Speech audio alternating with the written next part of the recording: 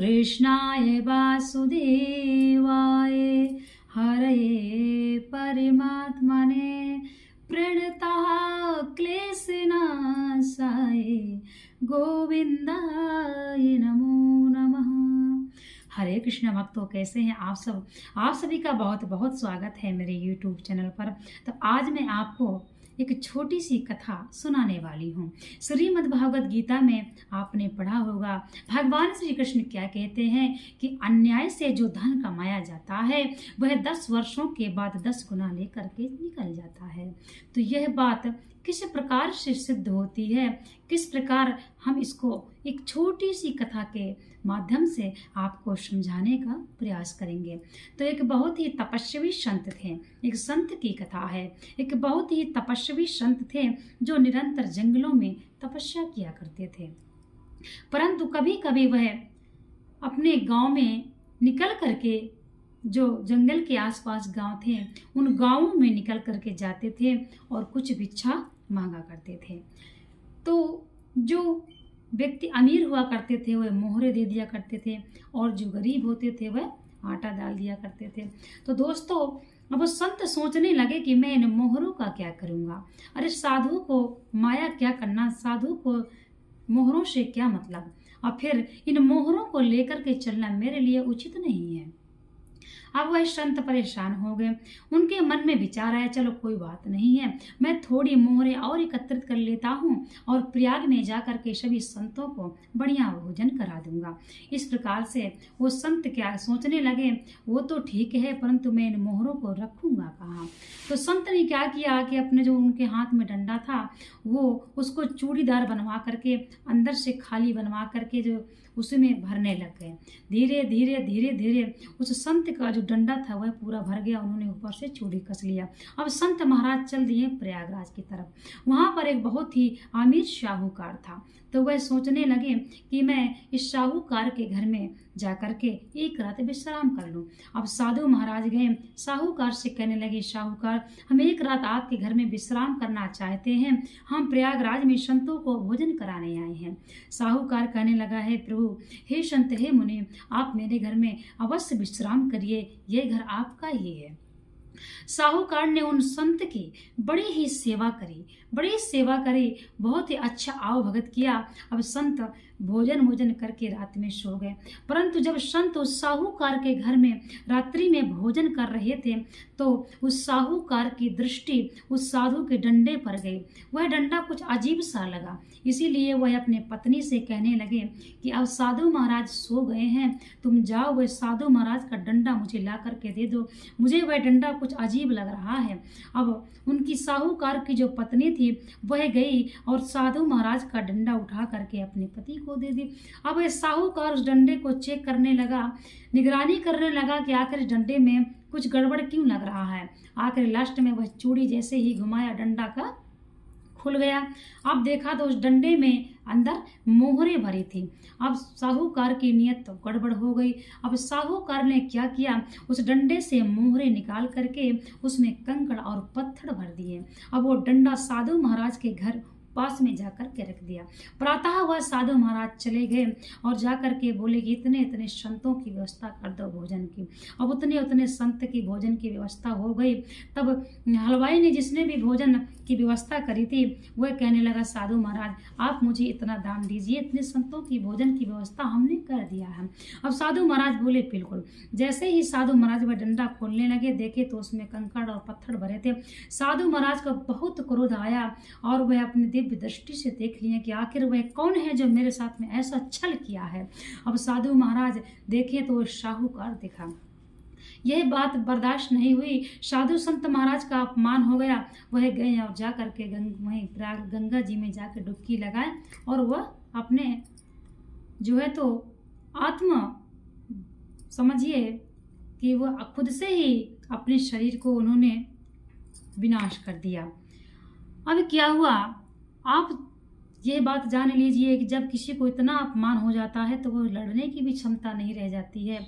इसीलिए उन्होंने अपने साथ ही आत्मघात कर लिया। अब क्या हुआ कि कुछ वर्षों के बाद शाहूकार उसी मोहरों से और भी बड़ा अमीर आदमी बन गया, बड़े सुखी संपन्न रहने लगा।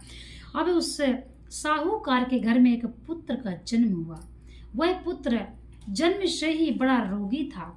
अब साहूकार अपने पुत्र का इलाज करवा करवा करके पूरा पैसा, पूरी जायदाद, जमीन भी बेच दी, परंतु वह पुत्र इतना रोगी था कि वह पुत्र ठीक नहीं हुआ। अब साहूकार बिल्कुल गरीब हो गया, बिल्कुल रास्ते पर आ गया। साहूकार को बड़ी चिंता होने लगी और पछताने भी लगा, शायद मेरे बुरे कर्मों की वजह से मेरे घर में ऐसी रोगी संतान का जन्म हुआ है। अब वह पुत्र कहने लगा साहूकार से, पिताजी मुझे एक बार प्रयाग ले चलो। मतलब मुझे उस जो गांव के थे, उनका जो साहूकार का जो घर था वह एक गांव में, प्रयागराज के बगल में छोटे छोटे पहले गांव हुआ करते थे, गांव में था। वह थोड़ी दूर पर जहाँ पे साधु जी जिस गंगा जी में जहाँ पर साधु जी ने डुबकी लगा करके अपने प्राणों को अंत किया था, वह वहाँ पर उस रास्ते पर उनको ले जाना चाहता था। पुत्र बोला मुझे वहाँ पर ले चलो। अब साहूकार कहने लगा, बेटा इतना पैसा नहीं है, हम आपको वहाँ तक नहीं ले जा सकते। लेकिन पुत्र बोला मुझे वहीं तक जाना है। किसी से कर्ज लेकर के साहूकार अपने पुत्र को वहीं तक ले गया। जैसे ही पुत्र उस जगह पहुंचा जहां पर साधु जी ने अपने प्राणों का अंत किया था, तो वहां पर वह बालक उस साधु के रूप में आ गया और कहने लगा, अरे मूर्ख साहूकार, मैंने अपना जो मेरा बदला था मैंने तुझसे ले लिया। तूने मेरी मोहरे चुराई, मेरा अपमान हुआ और मुझे बर्दाश्त नहीं हुआ, इसीलिए मैंने यहीं पर डुबकी लगा के अपनी जान दे दी थी। यहीं पे मैं अपने प्राणों का अंत किया था। आज मेरा बदला पूरा हुआ। इसीलिए कहते जितने साल हो जाते हैं तो अन्याय का कमाया हुआ धन उतना ब्याज स्याज सब कुछ लेके निकलता है। यदि हम 1 कमाते हैं तो वो 10 लेके ही निकलेगा, परंतु कुछ समय के बाद निकलता है। तो जहाँ तक आप कोशिश करें कि अन्याय का नहीं कमाना चाहिए, बढ़िया न्याय से कमाएं, बढ़िया ईमानदारी से कमाएं और उसी से अपने घर को चलाएं, अपने बच्चों को पालें। सबसे अच्छा होता है न्याय से और ईमानदारी का कमाया हुआ धन घर में टिकता है। अन्याय का कमाया हुआ घर में जो धन होता है वह कलेश पैदा करता है और घर के बच्चे रोगी हो जाते हैं। इसीलिए भगवान श्री कृष्ण कहते हैं कि न्याय से और ईमानदारी से ही व्यक्ति कमा के सुखी होकर के खा सकता है। आप भी ये चीज देखते होंगे कि कोई अन्याय से कमाता है और इतना धनी बन जाता है, उसको इतना धन फलता है कि वह बहुत अमीर बन जाता है।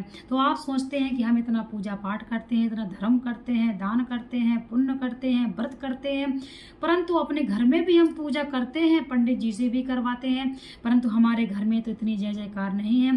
और हमारे ही सामने देखो इतना अन्याय से कमाता है और कोई भगवान को नहीं मानता, कभी पूजा पाठ नहीं करता, परंतु वह कितना धनी होता चला जा रहा है, कितने सुख से रह रहा है। तो दोस्तों ऐसा मत सोचा करिए, क्योंकि पता नहीं वो किस प्रकार का धन कमा रहा है और आगे चल के वह धन किस प्रकार से उससे बदला लेने वाला है, वही धन आगे चल के उससे बदला ले लेता है। तो इसलिए ऐसा मत सोचा करिए, क्योंकि अन्याय से कमाया गया धन निकल जरूर जाता है, 10 वर्षों के बाद वह 10 गुना लेकर के निकल जाता है।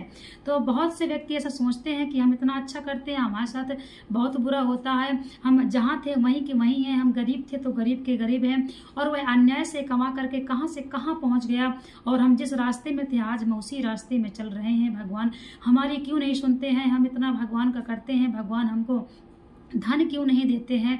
तो दोस्तों देखिए, पूजा पाठ हम करते हैं तो निष्काम भाव से करते हैं, परंतु जितना हमें भगवान देता है उसको पता है कि आखिर इसको इतने की आवश्यकता है और मेरा भक्त इतना ही संभाल सकता है।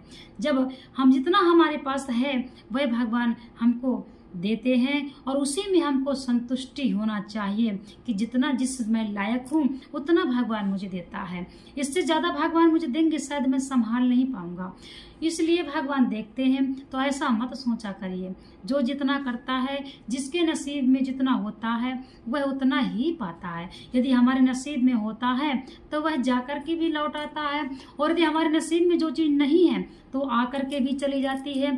तो इसमें हमारा कोई जोर नहीं है। हाँ, परंतु हमें क्या करना है, हमें अच्छे कर्म करते रहना चाहिए, हमको हमेशा अपने धर्म के अनुसार चलना चाहिए, अधर्म पर नहीं चलना चाहिए, भगवान का नाम जप करना चाहिए। आखिर सत्य तो मृत्यु ही है, अटल तो मृत्यु ही है, इसीलिए सबको एक दिन उसी मृत्यु के मुंह में ही जाना है। परंतु जो कोई जिस प्रकार के अपने जीवन में कर्म करता है वह लास्ट में उतना सुखी और दुखी होकर के जाता है।